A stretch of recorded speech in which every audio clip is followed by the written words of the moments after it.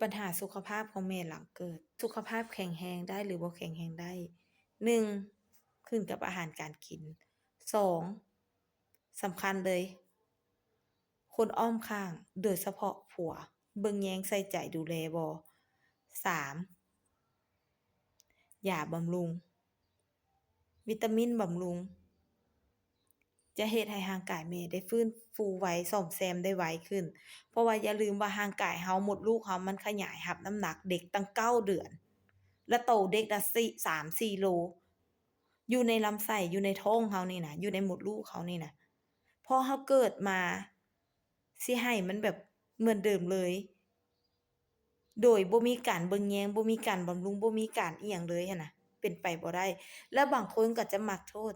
อุ๊ย ร่างกายอ่อนเพลีย เจ็บหลัง เจ็บแอวนะ เป็นนำอยู่ไฟบ่ได้บ่ คืออยากจะบอกอยู่ไฟได้หรือบ่ได้บ่เกี่ยว คือตัวแม่เป้าเองแฮงบ่อยู่ไฟเลย แถมยังนอนห้องแอร์แต่มื้อเกิด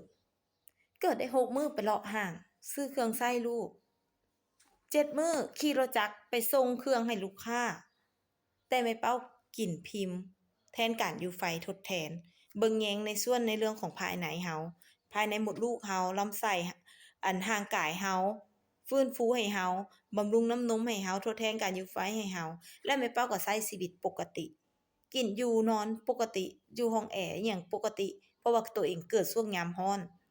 แล้วก็เป็นคนที่อยู่ไฟบ่ได้ กินยาต้มบ่ได้ ก็กินแต่พิมพ์ แล้วก็กินน้ำดื่มธรรมดานี่แหละ ไปช่วยฟื้นฟูร่างกายตัวเอง ดังนั้นจึงบ่กล้าบอกได้เลยว่า อาการเราที่ว่าเจ็บหลัง ปวดแอว หรือว่าเราหนาวใน หรือว่าเราพิษกรรม หรือว่าอิหยังต่างๆ มันบ่ได้เกี่ยวกับว่าเราอยู่ไฟบ่ได้ แม่เป้าแฮ่งบ่ได้อยู่ไฟ เกิดลูกเองเบิด3 ตอนพู้ทำอิฐอยู่ไฟเดะ ก็คิดว่าตัวเองเป็นนำอยู่ไฟบ่ได้บ่จึงว่าเจ็บแอว แต่ที่จริงบ่แม่น มาผู้ที่ 2 ที่ 3 แม่เป้าก็บ่ได้อยู่ไฟ ก็กินแต่พิมพ์ ก็บ่ได้มีอาการเหล่านั้นมาเลย เนาะ ดังนั้นอยากจะบอกว่า เป็นอิหยังก็อย่าสุโทษ แต่ว่าตัวเองอยู่ไฟบ่ได้ และเฮ็ดให้มีปัญหาสุขภาพ เฮ็ดให้อ่อนเพลีย เฮ็ดให้เจ็บหัว มักวิน ตามัว ตาลาย นู่นนี่นั่น ผิดกัน อย่าไปคิดแต่ว่าโทษอย่างเดียว พอซักประวัติถามไปถามมาลูกค้าเนาะ ทักมาปรึกษา ข้อยกินยาเจ้าไปแล้ว เบิด1กล่องบ่รู้สึกดีขึ้นเลย พอซักประวัติถามไปถามมา อ๋อ เป็นเพราะคิดนำผัวนี่เอง ปัญหาครอบครัว ปัญหาชีวิตคู่ เฮ็ดให้เรามีความเครียด พอเรามีความเครียดแน่นอน จิตใจเราก็เบิ่งแยงตัวเองได้บ่เต็มที่ ใจเพิ่นไปคิดนำเขา ผัวติดสังคม ติดหมู่ติดคู่ แน่นอนในชีวิตคู่ในแม่ลูกอ่อนนั่นน่ะ อยากจะฝากถึงผู้ชาย ยิ่งเขามีลูกน้อยมาบวกกับร่างกายเขามันบ่เหมือนเดิม เว้าง่ายๆซะ มันโทรม มันบ่ได้เบิ่งแยงตัวเอง คือว่าตัวเองน่ะไปทุ่มในการเบิ่งลูกหลายเกินไป เบิ่งแยงเรือน เบิ่งแยงซั้น นู่นนี่นั่นหลายเกินไป คิดนำการหาเงินหลายเกินไป แล้วเขาบ่ได้หันกลับมาเบิ่งแยงตัวเองหั้นนะ แล้วมันเฮ็ดให้มื้อใดมื้อหนึ่งน่ะรู้สึกว่าร่างกายเป็นหนัก คือลูกค้าแม่เป้าผู้นี้เจ็บหัว หนักหัวอยู่ตลอด วินหัวอยู่ตลอด กินนอนก็พักผ่อนบ่เพียงพอ แบบบ่ได้นอนเต็มที่ เพราะว่าตัวเองคิดนำครอบครัวนำปัญหาชีวิตคู่หลาย แล้วก็นอนบ่หลับ มาบวกลูกน้อย2 ปีกับ5ก็เกิดอีก มันก็เลยเฮ็ดให้แทบแบบว่าบ่ได้มาเบิ่งแยงตัวเองเลย คือโฟกัสแค่ลูกแล้วก็คิดนำผัว มันเลยกลายไปเป็นความเครียดสะสม พอความเครียดสะสม ปัญหาสุขภาพของเจ้าจ้างมันสิดีหั้นน่ะ มันบ่ดีเดะ เคยได้ยินบ่ที่เขาเจ้าว่า คนเป็นมะเร็งหั้นน่ะ แต่ใจเขาเข้มแข็ง จิตใจเขาสู้หั้นน่ะ มะเร็งเขาก็หายขาด แต่เราน่ะเจ็บออดๆแอดๆในเรื่องปัญหาแบบสุขภาพของเราซื่อๆหั้นน่ะ ที่แบบว่า โอ๊ย คือมักเจ็บหัว มักอ่อนเพลีย มักเมื่อยแท้ เรายิ่งไปคิดเครียดเมื่อยกับมันหั้นน่ะ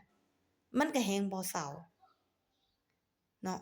คือเราต้องหันกลับมาเบิ่งแยงตัวเอง มารักตัวเอง ผัวมัน เวลามันแยกย้ายไป มันปะยาห่างไป มันก็คือคนอื่น แต่ร่างกายเราคืออยู่นำเราตลอด ถ้าเราบ่เบิ่งร่างกาย เราบ่รักร่างกายของเรานี่แล้ว แล้วคิดว่าผัวมันสิมารักเราบ่ เราต้องเฮ็ดเรือนให้มันเป็นเรือน เรือนให้มันน่าเข้ามาเรือน เข้ามาอยู่ มีความสะอาดตา มีความจบความงาม ผัวเมียก็เบิ่งแยงแล้วก็รู้สึกอาดตา อันนี้กลับมาแยงเบิ่งเมียกะผมเผาอีลุงตุงนังหน้าโทรมหน้าหมองหน้าบูดหน้าไข้ซะอยู่มันบ่มีผู้ใดอยากเข้าเรือนขนาดผัวเว้าบ่ม่วนนำเฮาก็ยังรู้สึกบ่มักแหละแต่อันนี้แนมเข้ามาเรือนแล้วได้ยินแต่เมียโอ้เจ็บเด้เจ็บเด้ผู้ชายมันเห็นแก่โตได้มันบ่ได้คิดดอกว่าร่างกายเฮาเป็นแบบนี้เฮาเว้าแบบนี้ย้อนว่าหยังเฮาอยากให้มันแบบถามไถ่เฮาดูแลเฮาว่ากินหยังแล้วหวานู่นนี่นั่นเบิ่งแยงเฮ็ดนั่นเฮ็ดนี่บ่เอาลูกไปนอนแม่ข้อยสิเอาลูกให้เซาอย่าสุไปคิดว่ามันสิมาถามเจ้าแบบนี้น่ะ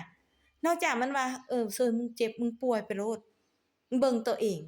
กูลันลาอยู่ผู้เดียวกูสบายตัวกูแล้วพอผู้ชายส่วนใหญ่คนบ่แม่นว่าทุกคนอันนี้แค่บางคนที่แม่เป้าเว้าถึงเนาะ ผู้ชายน้อยนักที่มันสิแบบว่าคิดตระหนักได้ว่าเมียกูสุขภาพแบบนี้ย้อนเอาลูกเนาะย้อนเบิ่งแยงลูกก่อนหน้านี้เขาก็แข็งแรงเขาก็ยังกินเล่นกินม่วนหรือว่าไปนั่นไปนี่นำเฮาได้สบายโตเขาก็สะอาดสะอ้านคือว่าจบงามหุ่นก็บ่ได้ตะเฟะตะฝะอิหยังแบบนี้แต่พอมีลูกมาแล้วเขาบ่ได้ใส่ใจเบิ่งแยงด้วยหยังเขาบ่มีเวลาหรือว่าเขาไปใส่ใจลูกหลายเกินไปหรือเฮาบ่ได้เบิ่งแยงเขาบอกผู้ชายมันบ่ได้คิดแบบนี้ดอก ส่วนใหญ่มันจะคิดแต่โตมันสังคมของมันเข้าไปเล่นม่วนกูล่ะพอเข้ามาเรือนโอ๊ยเห็นเรือนแล้วเห็นหน้าเมียแล้วเบิดอารมณ์ยามใดก็เมียหน้าบูดใส่ร้ายอยู่เว้าบ่ม่วนใส่อยู่กูก็เป็นคนหาเงินเลี้ยงได้นู่นนี่นั่นผู้ชายส่วนใหญ่มันก็จะคิดแบบนี้เบิ่งแยงตัวเองก่อนพอเฮาเบิ่งแยงตัวเฮาได้ดีแล้วหั้นน่ะผัวมันสิกลับมาเบิ่งแยงเฮามันผู้ชายมันจะอยากเบิ่งแยงคนที่รู้จักรักตัวเอง มีเห็นคุณค่าในตัวเองบ่แม่นว่ายามใดมึงก็ค้องคอยแต่กูอ่อนจมอิหยังก็หน้าอ่อนเพลียหน้าจมหน้าให้แบบแนมเบิ่งแล้วบ่อาตาผู้ชายมันบ่ได้มักขนาดเฮาเองเขายังบ่มักคิดเบิ่งดังนั้นหันกลับมาเบิ่งแยงตัวเองแม่นหนึ่งลุกขึ้นมาบ่ระบาดตัวเองสองใช้ธรรมะเข้าข่มถ้าว่าเฮายังคิดอย่าเอาจิตของเฮาน่ะใจของเฮาน่ะไปฝังอยู่กับมันหลายเกินไปผู้ชายมันไปเฮาก็เบิ่งแค่ลูกเฮาก็ได้มีแค่ลูกดังนั้นถ้าว่ามันอยากไปคือปล่อยมันไปเฮากลับมาเบิ่งแยงตัวเองก่อนเอาธรรมะเข้าข่มอย่าเอาจิตเฮาไปฝังกับเขาไม่ครับมาเบิ่งกับตัวเองอยู่กับตัวเองนั่งสมาธิเบิ่งแยงตัวเองเบิ่งแยงลูกรักษาสุขภาพตัวเองให้มันแข็งแรงคันว่าอุ๊ยปัญหาการเงิน บ่มีเงินนู่นนี่นั่นผัวหาเงินเลี้ยงก็เลยได้อ้อนได้ยอมเขาเขาก็ลุกขึ้นมาหาเงินเดี๋ยวนี้น่ะการหาเงินออนไลน์มันบ่ได้ยากเราบ่ต้องได้ลงเงินเราแค่ลงแรงเขาเจ้ามีสินค้าให้เราแค่ไปขอโพสต์ขายนำเขาแล้วมีออร์เดอร์เราก็ส่งให้เขาเขาจะส่งให้บ่ได้อึดการหาเงินเดี๋ยวนี้น่ะอยู่ที่ว่าโตเราจะเฮ็ดบ่อันใดที่เราบ่เคยเฮ็ดเราบ่เป็นเราก็แค่เรียนรู้ลุกขึ้นมาปฏิวัติตัวเองใหม่ แล้วมื้อหนึ่งบักผัวน่ะมันสิกลับมาเบิ่งแยงเจ้าแล้วรักเจ้าหลายกว่าเก่าอีกถ้าเจ้าลุกมาปฏิบัติตัวเองรักษาตัวเองเห็นคุณค่าให้ตัวเองสร้างตัวเองให้มีคุณค่าขึ้น